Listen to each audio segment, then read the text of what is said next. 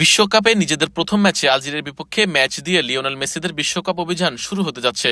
তবে প্রথম ম্যাচের শুরুর একাদশ এবং খেলার রূপরেখা কেমন হবে তা নিয়ে সমর্থকদের মধ্যে নানা কৌতূহল থাকলেও কোচ লিওনেল স্কলানি এখনও চূড়ান্ত কোনো ইঙ্গিত দেননি। আর্জেন্টাইন গণমাধ্যমের তথ্য অনুযায়ী অনুশীলনে বিভিন্ন ফরমেশন দিয়ে পরীক্ষা নিরীক্ষা চালাচ্ছেন কোচ।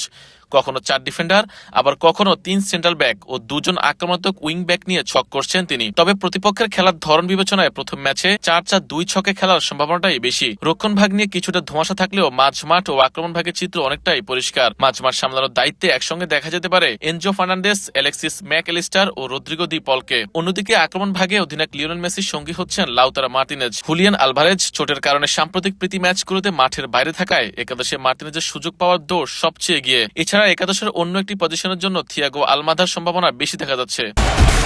বিশ্বকাপ প্রস্তুতি ম্যাচে ফ্রান্সকে হারানোর স্বাদ বাড়তি উৎসাহ দেবে আফ্রিকান জায়ান্ট আলজেরিয়াকে। সব মিলিয়ে আলজেরিয়ার বিপক্ষে শক্তিশালী একাদশ নিয়ে মাঠে নামছে আলবিসেলেস্তারা। Ariful Islam, EN sports.